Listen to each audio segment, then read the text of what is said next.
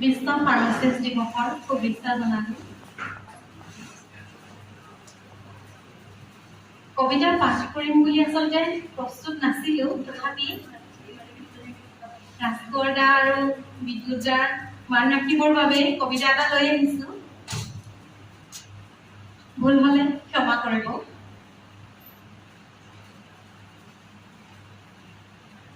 If you are coming down through the narrows of the river Kian, please let me know beforehand, and I will come to meet you as far as Chogosa, Israel. কবিতাটো হয়তো সকলোৱে অনুমান কৰিব পাৰিছে। কবি হেম বৰুৱাৰ কবিতা মমতাৰ চিঠি। মৰম, এয়া মম এডাল জ্বলাই গৈছো। আজি বহু দিনৰ মূৰত তোমালৈ চিঠি লিখিলো। বাহিৰৰ পুৰণা বতাহজাকে মমডাল আহি কোবাইছেহি। চাওঁ খিৰিকীখন জপাই দিওঁ। 7 বছৰৰ আগৰ কথাবোৰ তোমাৰ বাৰু মনত আছে? আমি যে নতুন জীৱনটোৰ পাতনি মেলিছিলোঁ, মোৰ গাত সেই অচিনাকি নিচা বাৰুকৈয়ে লাগিছিল। সিদিনা আছিল কাতিৰ কুঁৱলী অনা এটা কোমল পুৱা। পদূলিত তলসৰা শেৱালিবোৰ উপচি আছে, আৰু সন্ধিয়া মই তোমালোকৰ ঘৰলৈ নগৈ আহিবৰ দিনা আকাশৰ মেঘৰ মোহনাত হালধীয়া জোনটো নাওখন হৈ আমাক যে ৰিঙিয়াই মাতিছিল তৰাৰ দিশলৈ।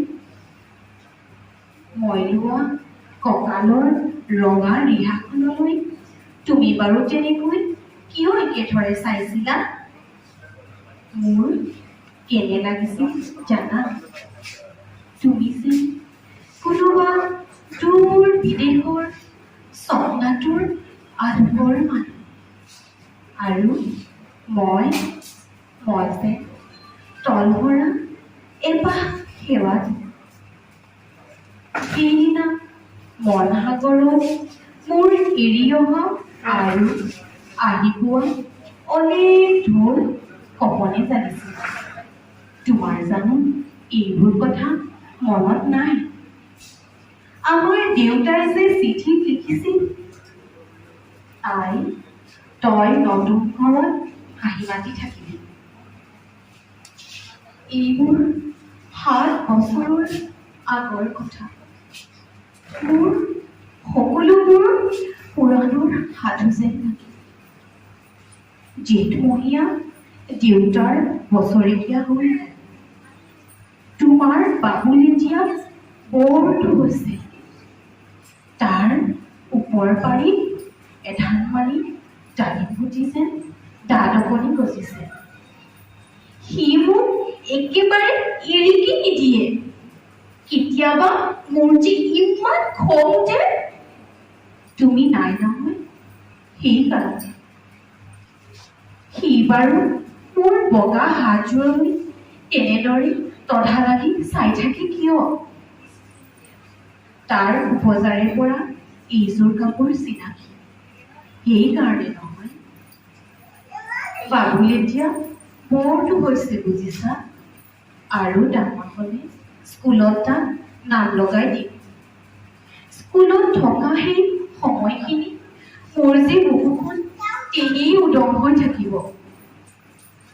আৰু কি লিখিম? বিশেষ একো নাই, মোৰে হ'ব। তুমি যিদিনা উলটি আহিবা মোক আগতীয়াকৈ জনাবা দিম। মই ভোগদৈয়েদি ভটিয়াই গৈ বুঢ়াদৈতৰ বুকুৰ পৰা তোমাক ৰিঙিয়াই মাতিম। তুমি যিদিনা উলটি আহিবা মোক আগতীয়াকৈ জনাবলৈ নেপাহৰিবা দেই। মৰম লবা ইতি তোমাৰ মমতা। পুনঃ এইবাৰ বুজিছা, মাঘৰ বিহুৰ মেজিৰ জুইকুৰা বৰ ৰঙাকৈ জ্বলিছিল।